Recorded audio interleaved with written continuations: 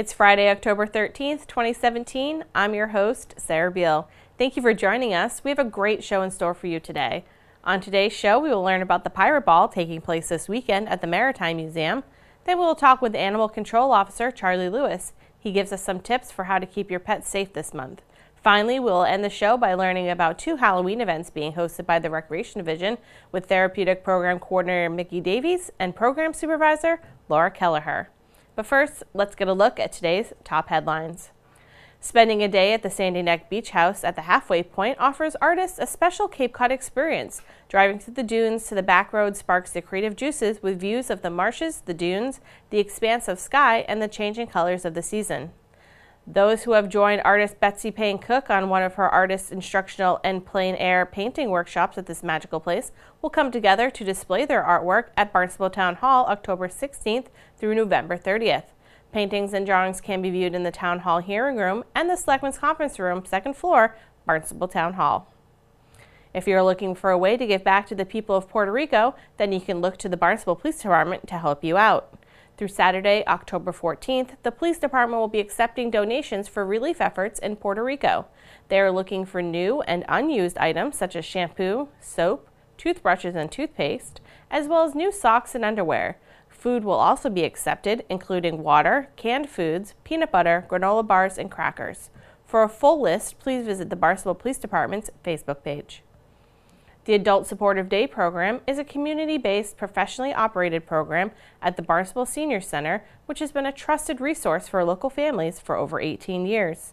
The Adult Supportive Day program provides a safe, comfortable, and welcoming environment to elders and seniors who cannot or wish not to stay home alone during the day. If you are a caregiver in need of respite or a senior who may benefit from the Adult Supportive Day program, please call 508-862-4765 to schedule a tour and a free trial day.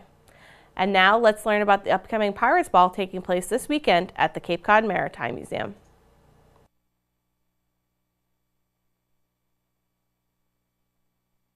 I'm here with Amanda Converse, the event organizer of the Pirate Ball this year. So it hasn't been happening for 5 years, so what's the new comeback with it? The comeback is, we've planned a really exciting event. This year it'll be on the back patio of the Maritime Museum overlooking Hyannis Harbor, and we definitely encourage people to dress up in pirate garb or Viking garb or mermaid garb. And so costumes encouraged, and then we're going to have a DJ who's going to set the scene with the type of music that pirates would listen to, and he's going to find that out. And we have a comedian, Preston Simpson, who is going to MC the whole event. So basically like kind of elevating the event and getting people really involved in playing the games that we have and drinking the grog that we're making with Truro Vineyards 20 Boat Rum. And yeah, it's just going to be a great, really fun night outside on the back patio of the Maritime Museum, dancing and having fun. And people can go to CapeCodMaritimeMuseum.org to buy tickets, and tickets are $50. So has it always been a pirate theme, or is this just like the new theme? They had always had a pirate theme because people love a theme. Adults love being kids for a night, so they've always had a pirates theme, and I'm just really happy they're bringing it back. I'm here with Executive Director of the Cape Cod Maritime Museum, Chris Galazzi. Thank you for being with us today. Hi, Megan. Thanks for coming to the museum. It's really great to have you. Thanks. I'm excited to tell you a little bit more about what's happening at the museum. Upstairs, we have a $2 million John Stobart exhibit. John's a world-recognized artist, and his artwork hasn't been all in one place like this since it left his studio. So it's really a special treat for people who enjoy maritime art. And downstairs, we're building boats with local youth and young adults and teaching them the maritime trades and skills that they can use to go work at local boatyards across the Cape. There's still over 25 boatyards building boats on Cape Cod. A lot of folks don't know that. That's amazing. So how do the pirates tie in to the Maritime Museum? Yeah, so while we're attracting artists like John Stobart and his fantastic artwork that keeps people engaged in understanding what the working harbors look like, not only in New England but across the world, and teaching these maritime skills that lead potentially to employment in local boatyards. We also kind of like to have some fun, and we have to fund these operations. So this is an opportunity to get some pirates or some wannabe pirates to come to the museum, drink some of our special spiced rum, which we make here at the museum, and then enjoy an evening of revelry and other pirate-type activities here at the museum, so that visitors can see what we're doing, enjoy the museum. They'll be able to bring their beverages up into the museum and look around and enjoy everything that we've done here over the last 15 years that we've been in existence, and really get a sense of the work that we're doing, both with internationally acclaimed exhibits and maritime skill building down in our boat shop. That's awesome that this pirate event gala really helps bring in more of the locals and really shows that you're helping with the community and sustaining old customs with boat building. So that's amazing that you guys are doing that. Well, thank you. Yeah, we're really excited about it. I mean, the big question for us is, how does a museum remain relevant to its community in the 21st century? And we answer that question by really reaching out to all of the members of our community, whether you enjoy fine art or you're excited about boat building, you want to come see Pete Culler's shop and the tools that he used to build boats 2 blocks from here, not more than a couple of decades ago. So very recent history, and yet almost a different time in terms of the perspective on boat building and relevance to the community. And so we want to share that with our community, and we hope that they'll come down and be a pirate for the night with us and take a look at what's happening at this museum, and how they can participate and connect not only with the museum but with the rest of our shared community in preserving, promoting, and protecting the maritime history of Cape Cod, not only the past but also the future. And we hope will you come? Are you going to come? I hope so. It sounds like a hope? blast. What is hope? No, that's not a plan. I want a hard commitment. Yes. Okay. All right. Then that way everybody else can come and join us. I'll be here as well. It's a perfect blend of past, present, and future with pirates and the museum. That's right. Sounds like a great time. One thing I wanted to add, we are running a fundraising promotion, which will be active the night of the Pirates Ball. Awesome. If you really would like to get a bang for your buck, bring 50 of those bucks to the museum, and we'll let you fire the museum cannon. Wow. Yeah, so we're going to have a lot of fun that night, and we hope you'll come and be part of the fun. Thank you.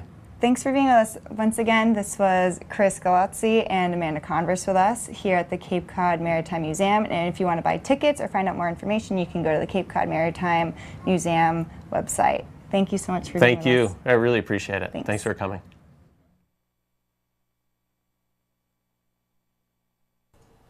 Coming up, we'll hear about 2 great Halloween events. But first, let's catch up with Animal Control Officer Charlie Lewis. Charlie, thank you so much for joining us today.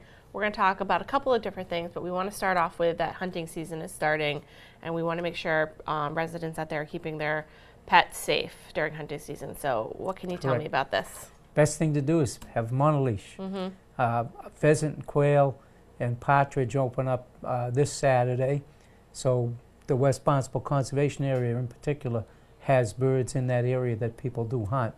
Hunters are required to wear orange hats. So I urge anyone else to also wear an orange hat. But it's important to keep the dogs on leash that aren't hunting, because there could be a conflict between dogs fighting. That'll just upset everybody out there. And also dogs will tend to chase other dogs because they pack up. So your dog, if it's off leash, could join another group and be on the other side of the conservation area before you know it. And of course, if a dog is not used to gunfire and things like that, it'll run away, and it could, run into traffic out on Race Lane or 149, any of them bordering streets. Yeah, it's important, and it's a leash law in the town. You have to have your dog on a leash. Yes, so that's correct. this isn't just for hunting season. This is for Yeah, all of the time. yeah, it's just an added tip. Yes. And the same with people, that they understand that there will be hunters out there, and I look at most hunters as all being safe, and hunters wear orange for a reason, so it doesn't hurt even if civilians out there and they're walking their dog. If they have orange on, it'd be much better. Yeah. There's no law requiring them to have it, but it's just a safety thing, and we're all about safety. Yeah, it's important to be safe. Speaking of safety, this is we're in October, so Halloween is coming up, and there's some things that pet owners, cats and dogs alike, might want to think about with all of the Halloween activities that are coming up, like dogs can't eat chocolate and that sort of thing. So let's go over some of these. Chocolate is the big thing, and then it's just not chocolate, but milk chocolate probably is the worst of the two. But baking chocolate is very, very toxic as well, and cats as well. They say a 20-pound dog has 0.01 ounce of chocolate, could be in trouble. Wow. And some of the big symptoms, of course, is vomiting and diarrhea, and nobody likes to clean that up. No. So, keeping the dogs away from the chocolate, and the cats will certainly go a long ways in preventing that. So, some of the other things I would suggest too is it's not a good idea to tie the dog outside during Halloween. There are people that make loud noises. Some people still have fireworks, even though they're illegal, things like that. So dogs do become very annoyed at it. And plus, everyday life, people see dogs, dogs see us as we are.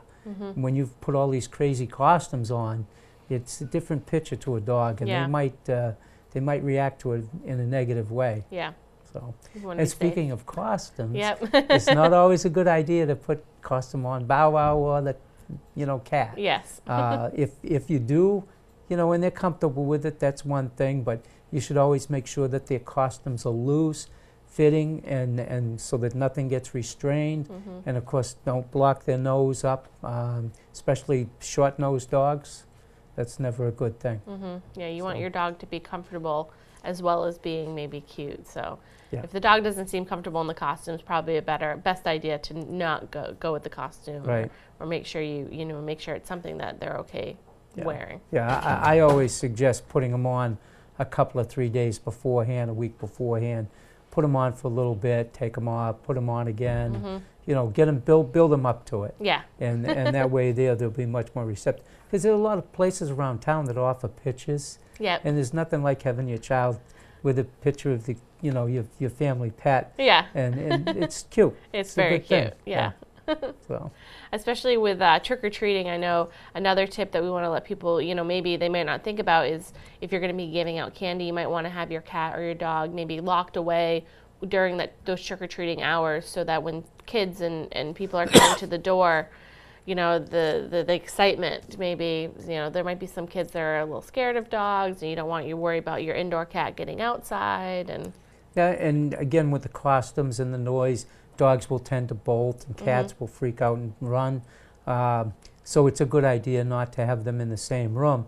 And as I tell the letter carriers, you never want to really hand anything to a person whose dog is next to them, because when you extend your hand, they may take that as a threat, and they'll reach up and bite. And with candy and apples and things like that, and of which none of them things are good for dogs, but they tend to want to bite that hand. Yeah. So it's just a bad thing all the way around. Yeah. It can be very negative. Yeah. So a lot of these tips are definitely, better safe than sorry kind of things. Is there anything else that you want to let our viewers be aware of before I let you go? Just the rabies program went extremely well. The uptake of the bait was very, very good. We've got all positive reports. Hopefully we'll have some more reports in the next couple of weeks on the baiting, the trapping part of the program, and that. But we, to the best of my knowledge, we had no complaints this time around for any interactions with dogs picking them up. If there was, people knew how to handle it because they just didn't call us. That's so great. It was great. Awesome. Well, thank you so much, Charlie, for coming in and giving us some great tips for the month of October and letting us know an update on the rabies program. I appreciate it. Very good. Thank you. My guest today is Animal Control Officer Charlie Lewis.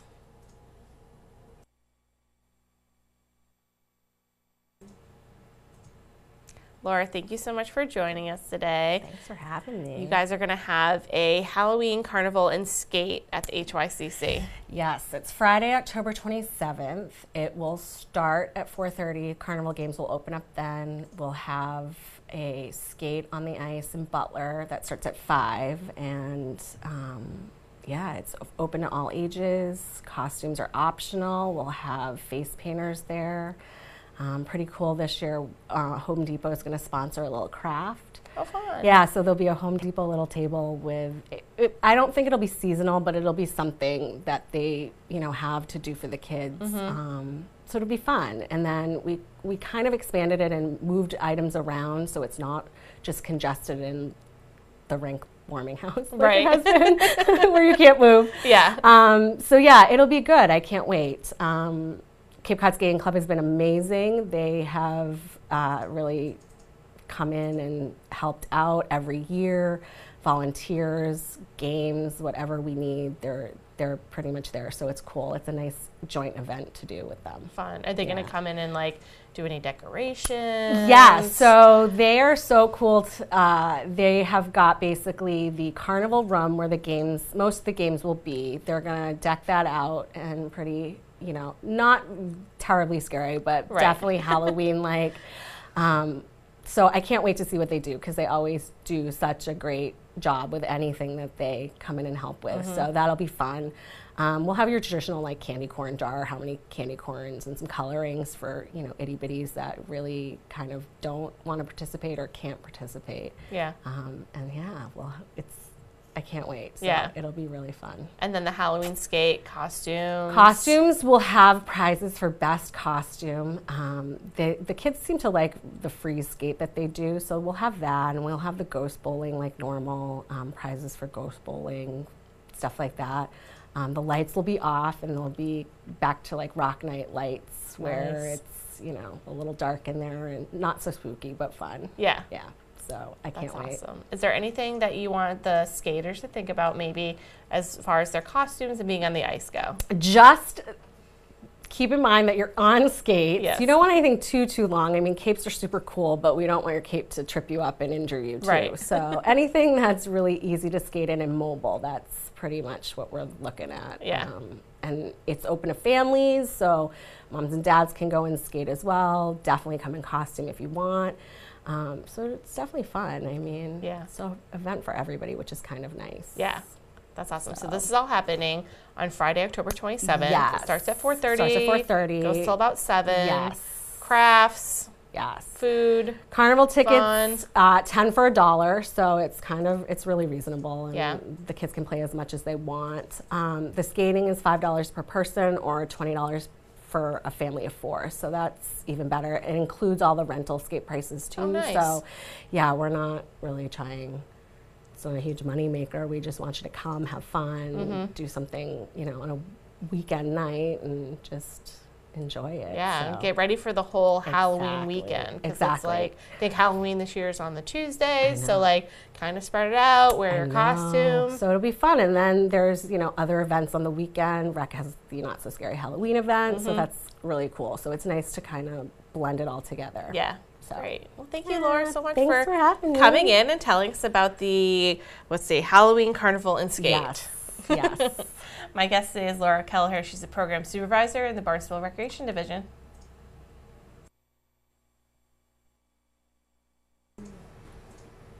Mickey, thank you so much for joining us today. We're going to talk about one of the best events I think that the Recreation Division does every year is the Not So Scary Halloween. Love it. Let's talk about it. What's going on this year for Not So Scary Halloween? Well, the Not So Scary Halloween this year is going to be held at the Barnstable Intermediate School. from 11 to 1:30 on Saturday, October 28th. And it's going to be another great time. It's usually geared towards kids elementary and preschool age. I mean, you can still bring some older kids. There's still fun stuff to do. But a lot of our carnival games and activities are geared towards younger kids in the not so scary kind of way.